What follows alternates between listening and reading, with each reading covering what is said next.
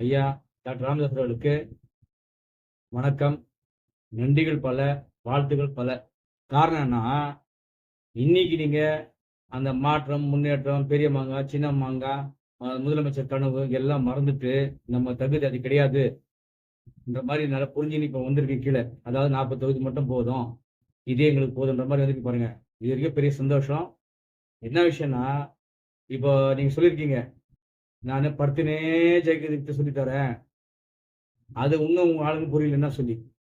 நாங்க அன்னைக்கு சொல்றதில்ல, இன்னைக்கே சொல்லிடுறேன் என்னான்னு சொல்லி. ஒண்ணும் கிடையாது. படுத்தா தூக்கம் வரும். தூக்கம் வந்தா கனவு வரும்.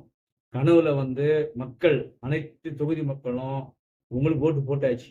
வேற கட்சிக்கே போடல. மொத்தமே ஓட்டு இருக்கவும் சரி, ஓட்டு இல்லாதவங்களும் சரி, உங்களுக்கு தான் ஓட்டு போட்டாச்சு.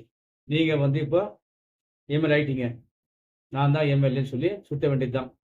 இந்த தூக்கத்த கலைஞ்சா கூட இதே எண்ணத்தோடயே சுத்த வேண்டியது தான். இதான் அந்த வித்தை.